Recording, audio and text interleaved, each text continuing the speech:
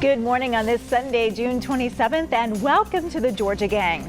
President Biden announces a new plan to crack down on violent crime, and Metro Atlanta leaders agree it can't come soon enough. A new federal elections bill fails to pass, but Georgia's 2 U.S. senators aren't giving up on the issue. And a federal judge deals a blow to black farmers looking for debt relief. Phil, Theron, and Kathy are here, along with Martha Zoller. The debate and discussion begin right now. From the Fox 5 studios, the Georgia Gang starts now.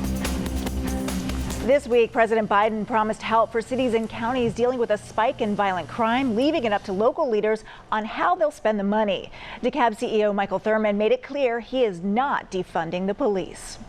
We are transfunding our police department by providing them, number one, with better salaries and compensation, but more importantly, investing in additional training. DeKalb CEO Michael Thurmond says he applauds President Biden's announcement that the spike in violent crime is not a local issue, but a national crisis that needs intervention. The CEO says retaining and training first responders is part of his plan. That's why he included a $3,000 bonus for them and $2,000 for non-essential personnel. The plan includes $1.5 million for violence interruption programs with an emphasis on mental health. Governor Brian Kemp believes the Biden administration is using the nationwide crime spree to undermine the Second Amendment. He says he's committed millions of dollars to address the problem and support law enforcement. Backing the police and letting them do their job works, but you have to do that. And the policies of the left and the Democrats has been not to do that. Atlanta Mayor Keisha Lance Bottoms thanked the Biden administration for the resources to address the immediate and systemic issues of this COVID crime wave. Phil, there's a lot to unravel here, so we'll start with you. Democrats are blaming the COVID pandemic and pointing the finger at Republicans for lax gun laws. Republicans say this is about a lack of support for police and point the finger also at the justice system, saying it's just a revolving door for violent criminals. How do you see it? Let's first focus on Mayor Keisha Lance Bottoms in Atlanta, who we all know the city's experiencing a rising violent crime wave. And here she is trying to blame COVID and somehow Governor Kemp and summertime and all these other excuses. No, we know what happened last summer. We know the permissiveness of the mayor. We know that she handcuffed the police. We know about the killing of 8-year-old Sequoia Turner that really exemplified the lawlessness that was happening when the police were told to stand down and firing officers without due process. All of that has occurred, and all of that has contributed to this high crime wave, double already than last year's murder rate. So, you can have more training. I'm in favor of that. I think everybody's in favor of police training. Maybe the liberals, some of the liberals have learned a lesson. Last summer, it was about defunding the police. The Atlanta City Council almost did it. One vote just saved it from that disaster. But yes, more money for police training, but we also have to get that Atlanta City Jail opened and get more inmates in there. Now the courts are opened again, so maybe we'll get more tough prosecutions and incarceration. Theron, this issue, this violent crime issue in Atlanta, Metro Atlanta really, is it not going to go away until we get more police on the streets, and that comes with the help of the federal government? Absolutely, Lori, and that's why, what President Biden did this week was just a game changer. I've said on this show that I really wish that the governor, the mayor, the Speaker of the House, David Ralston, all law enforcement, State Patrol, GBI, Atlanta PD, just continue to work together, because at the end of the day, we need a full, comprehensive plan to deal with the crime issue in this city. But I want to go back to Michael Thurmond, Lori, and give me a few seconds here. CEO Michael Thurmond should be applauded for what he did before the Biden administration, quite frankly, adopted his plan and really escalated it and made it, broader across the nation. And so that's leadership on behalf of the president's part. But for CEO Michael Thurmond in DeKalb County to proactively, weeks ago, say, look, we need to have violence interruption. We need to invest in the men and women on the police force. We need more training. We need more technology. To me, those are the type of conversations that leaders need to be having, particularly county and city leaders, and then working with the state government and the federal government to get all the resources we need to combat crime. I think we all agree with that, Theron. That was true leadership on his part. Martha, I think we also agree that more help from the federal government is welcome, and allowing local elected officials to decide the best way to use the money is important. Your thoughts? Yeah, absolutely. Local control of this is very important. And I'm going to, of course, tell the same kind of story about Michael Thurmond, showing that leadership, because he has worked with the state all along with the problems that they've had. The governor came in last weekend and tried to help in Buckhead also, and did actually make some progress. So what we see here is great leadership from Michael Thurmond and the lack of leadership from Mayor Bottoms, and you see the differences in the outcomes. Kathy, how would you like to see the money spent? Well, just to get way up high on this conversation, the good news is people on both sides of the aisle seem to agree that we have a crime problem, and we also have a problem with how Black folks in particular get treated when they encounter law enforcement. Everybody seems to understand that. What would be great, and it's probably pie in the sky, is if the governor wants to help, is to join with local leaders, pull everybody together, and have a real serious conversation about how we can all work together and come out with both a legislative package and a funding package that would allow us to learn from each other in terms of what's working. Because as we've noted many times, crime doesn't respect political boundaries, doesn't respect jurisdictional boundaries. We've all got to work on this together, and I'd like to see more conversation and a little less swagger going on. Well, let's talk about, Phil had mentioned this, but let's talk about the back and forth between Mayor Bottoms and the Fulton County Sheriff over the sale of the Atlanta City Jail. Mayor Bottoms wants to see the detention center closed. Sheriff Labatt wants to lease 500 beds to help ease the overcrowded conditions at the Fulton County Jail. Theron, this debate has been going on for so long. Why hasn't a decision been made to move forward one way or another? Yeah, this one is something that honestly I really wish that two leaders that I know very well will come to some type of consensus and agree. One of the things I want to point out, Lori, is that the mayor is not saying she wants to just sort of close the jail, because the jail is still open. What she wants to do, she wants to reimagine it. She wants to repurpose it, right? And that's something that she's said for a long time. But I gotta also be fair to Sheriff Labatt, who, by the way, is campaigned on this issue, said he wanted to work with the city. Having been at the city for many years as the chief of the corrections department, to say, hey, look, is there some type of way when you have this facility for us to maybe temporarily use some of the space there to basically get people off the floor at the jail? But ultimately, I think we just got to get the two leaders in the room, and they just got to have a very candid conversation with each other. It's my understanding that the mayor does want to close the city jail. But Phil, over to you. Your thoughts on this? Well, she's repeatedly said she wants to close the city jail. There's hardly anybody in it. It's a disgrace. It's a waste of money. Sheriff Labatt is absolutely right. He wants to incarcerate dangerous criminals. And this shows the mayor's incompetence. There is a rising violent crime wave, and she refuses to do any compromises with Fulton County Sheriff. It's incredible. I'm hoping that they've already had discussions, Theron. I don't know how many more discussions you have to need. The mayor needs to get off the dime and to do a compromise where we can use that jail. Theron, go ahead.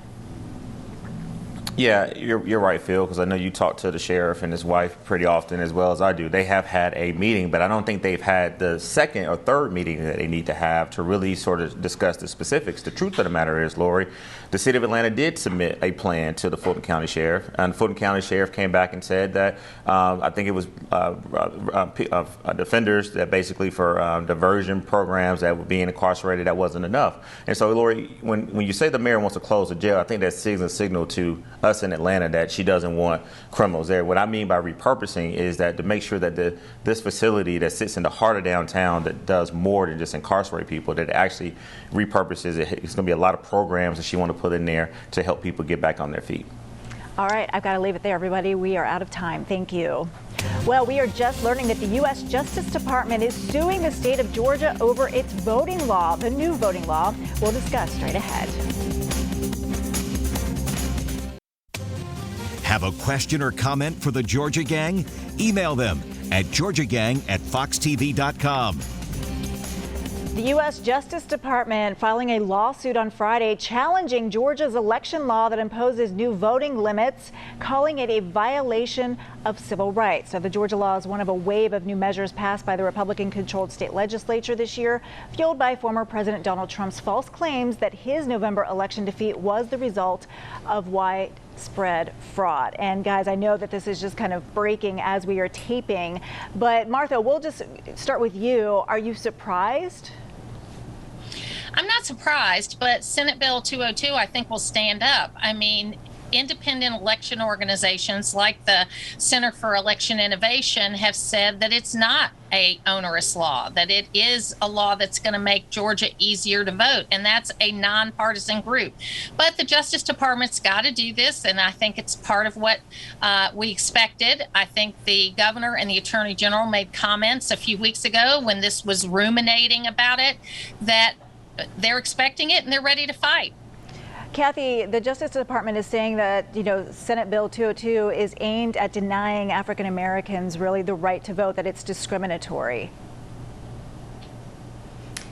Well, I think that it is. I think that, as we've looked at the changes and what's motivated the changes, this is giving more tools to people who want to find ways to limit people's access to vote. And I will put drop boxes is just a case in point. And if you can remove drop boxes and put them in areas where there's more of one kind of a voter than another kind of a voter, you're not providing equal access. But where we're really going to see problems, and I'm so glad to see the Department of Justice looking into this, is in the administration of elections. We're already seeing people starting to be removed from election boards. There's no recourse for them to fight those. It appears to be partisan. It appears to be targeted, particularly in Democratic districts where there are a large number of black voters.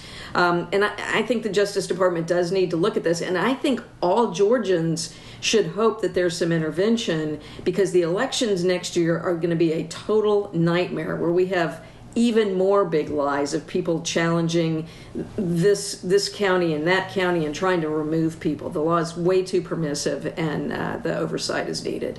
Phil, this is going to be a huge story, and really a huge political story, with Republicans and Democrats battling it out over this.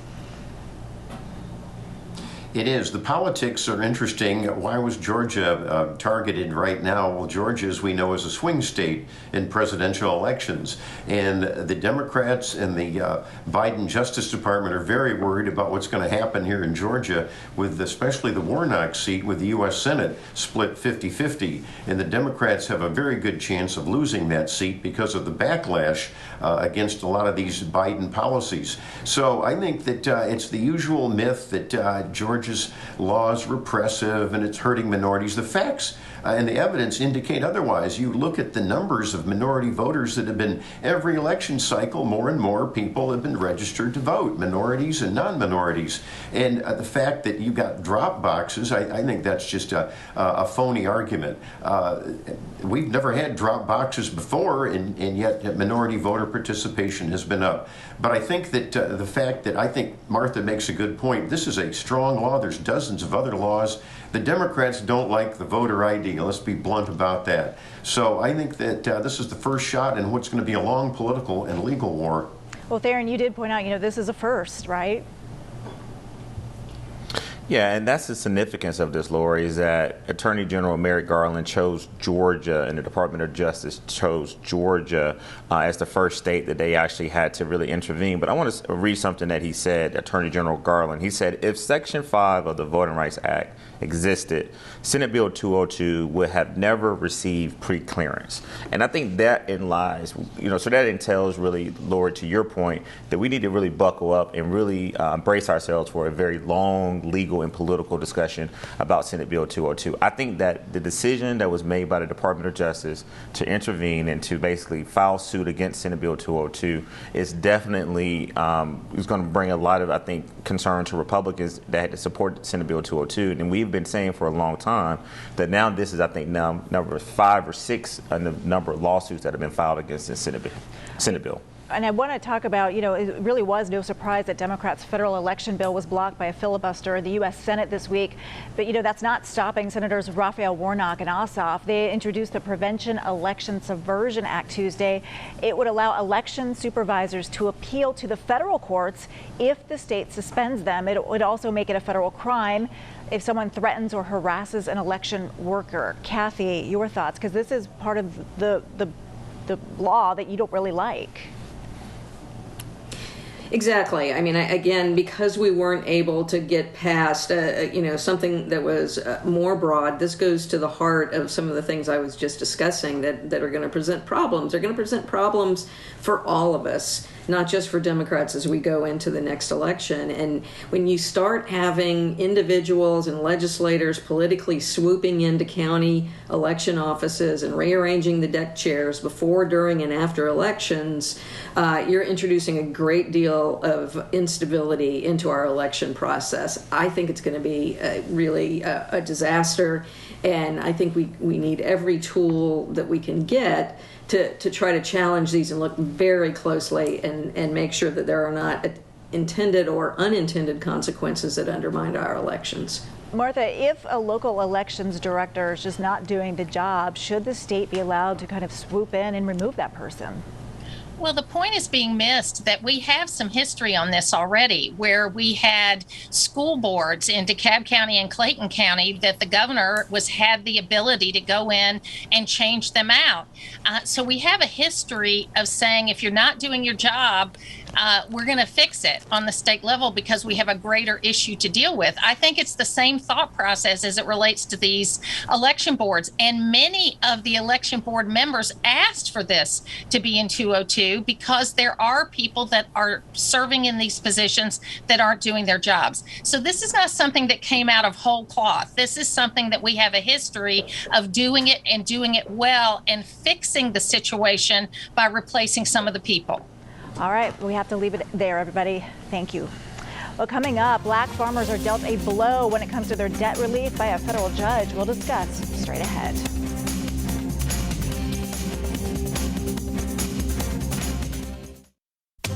Join the discussion on the Georgia Gang Facebook page and watch past episodes on the Georgia Gang YouTube channel. A federal judge put a stop to a debt relief plan program for minority farmers. This plan was backed by Senator Raphael Warnock, along with Congressman Sanford Bishop and David Scott, and added into the coronavirus relief bill. But a group of white farmers filed suit, claiming the plan was discriminatory, which led to the federal judge issuing a restraining order. Theron, your thoughts on this? This is very disheartening, Lori. As I mentioned last week on the show, I spent a little time in D.C. and I got a chance to visit with Senator Warnock. And when I asked him, what is, some of the top things that he's working on right now, of course, it was infrastructure, and that bill had passed, and of course, voting rights. And, he's a person who believes in protecting our voting rights. But at the top of the list was this relief for these black farmers. I worked for former Congressman John Barrow, and, in your neck of the woods, Phil, and Lori, you spent some time in Richmond County. But if you go over to places like Burke County and Jefferson County and other places, I would talk to black farmers that have been waiting on this relief for decades. They tell me stories about how they want to be able to, quite frankly, make a living and provide for their families. And so the good news is that I have faith in Congressman Sanford Bishop, Congressman David Scott, and Senator Raphael Warnock that they're going to continue to leverage their relationships with the Biden administration and find a legislative and legal pathway to get this relief that these black farmers deserve. Martha, is there any room for compromise here? Where can they reach a deal? Well, it's really unfortunate that former Senator David Perdue and Ag Secretary Sonny Perdue were really making great progress on this issue. There has been a little bit of a step back since the Biden administration and this particular decision. So, yeah, there is room for compromise. And I've met with these farmers throughout the state when I worked with Senator Perdue, and it's an important issue that needs to be dealt with. All right, I want to move on because I want to talk about the 6th Congressional District, which may look a lot different after redistricting. Already, 2 Republicans want to challenge Congresswoman Lucy McBath, Eric Welsh, a retired U.S. Army colonel, and Harold Earls, a U.S. Army veteran. Now comes word the chairman of the Georgia Ethics Commission, who's stepping down, Jake Evans, may also throw his hat into the ring. Phil. Well, I think it's interesting because you've got 2 congressional districts here in the state that are ripe for flipping back to the Republicans. And of course, we have to look at the census numbers. We're probably going to be looking at this fall. There's going to be a special session of the legislature. It's a roll of the dice for these potential candidates, although I would remind our viewers that you don't actually have to live in a U.S. congressional district in order to run for that seat. So I guess it all comes down, as it usually does, to money. They're going to have to get a big war chest because these are 2 Democrat incumbents, and even though that there can be redistricting and shifting of boundary lines to put in more Republican precincts, it is tough to get out an incumbent. However, the good news is there is a backlash against the radical Biden agenda, and I think a lot of the moderates and centrists are going to be swinging over to Republicans. Well, Kathy, I just wanted to get your thoughts on this because this is definitely a race that we're going to be watching. Well, it is, and as Phil said, redistricting will tell us how interesting this race is going to be once we see those new district lines. But let me just say, I knew Representative McBath before she was elected to Congress when I was working on some gun issues that she was involved in, and she has made a remarkable transition from sort of civilian to a member of Congress. I've interacted with her office on multiple issues. They're so professional. She's out and about and doing the work she needs to do. So I'd still bet on her no matter what happens. And I'm awfully proud to see her holding the office right now. Martha, I want to switch gears because Cobb and DeKalb counties received their legal fees in an election lawsuit brought by former President Donald Trump, but no one really knows who paid them. Can you weigh in, Martha? Well, I don't know who paid them either. So, I think that it's something that'll move this process forward. And look, President Joe Biden is the president. The election's been certified. We need to move forward from that. Theron, were you surprised they were able to recoup the legal fees? I was very surprised, but if Martha Zoller doesn't know where the money came from, then no one knows. And I agree with her that we just need to move on, Lori. Let's save some time for winners and losers. You guys must have a lot of winners and losers. Phil, do you want to weigh in real quick?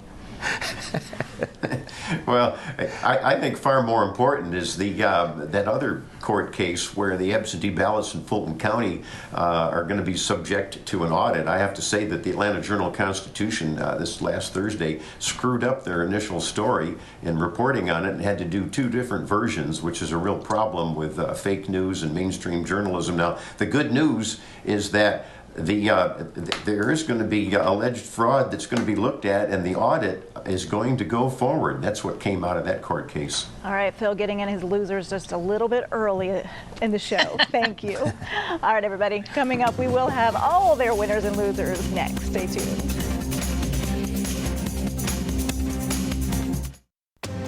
Time now for the week's winners and losers.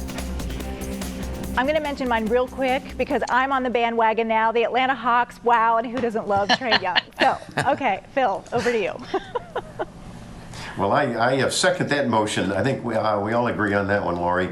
I want to make winners 2 legal giants of the Atlanta legal community that we lost recently, and one of them is Emery Schwall Sr. He was a great trial lawyer and philanthropist, and what was very interesting is that he was one of the founding board members of the world-renowned Shepherd Center and was a big supporter of that. And then I didn't get a chance to do this a couple weeks ago, but another pillar of the community, the legal community, was Clay Long. And he was not only a great trial lawyer, but a great conservationist, and he helped found the old McKenna Long firm. It later became McKenna Long and Aldridge, and we lost him. Boy, those are 2 giants. Thank you. Theron, over to you. Lori, let's get your good friend Brian Robinson to get on this bandwagon with the Hawks as well. But definitely want to make the Hawks a winner. Fantastic job by the entire team. And shout out to Nick McMillan, who doesn't get the credit he deserves. Also want to give a shout out to Andre Lawrence, who's a Newton County Sheriff Deputy. Lori, I met him at Phipps Plaza this weekend. He watches the show. And then lastly but not least, I want to give a shout out to Patricia and Rob. They're the owners of Companions Restaurant. I went there with my wife and son over the week. And I met them, and they're big fans of the show as well. Well, we love to hear from fans, and we love to meet them in person, so thank you. Kathy. Well, we love to see pictures of Theron's little baby boy who's standing up now, so he's my big winner for the week because that's quite an accomplishment. I feel like he just was born a minute ago. I also want to congratulate all the nonprofit groups across the state that are working really hard to go door to door and get people vaccinated against COVID-19. I'm really distressed that it appears that our governor and the Department of Public Health have essentially given up on that kind of outreach, but we've got these groups stepping in while the governor gives vaccines back to the federal government. And that's it. Thanks. All right, Martha, over to you. My winner of the week is former Senator David Perdue. He sat down with me for a long and wide-ranging interview on China. He did business in China. He knows more about China than many people do. It's on Access WDUN if you want to hear it. And it's a loss that we don't have that kind of skill set in the Senate right now. And my loser is President Biden, because on the heels of a bipartisan announcement of an infrastructure plan, he goes on in a press conference a few minutes later saying he can't work with Republicans on things and he's going to have to do it with reconciliation. So I was disappointed. All right, we'll leave it there. But Theron, I do have to mention, I did see Brian Robinson in a professional setting yesterday. He had on a suit jacket, but he did have a Hawks t-shirt underneath. So you should be proud. I'm not surprised. We brought Brian on the bandwagon. He just jumped on the bandwagon. All right. Thanks, everybody. We will see you again next week. Bye-bye.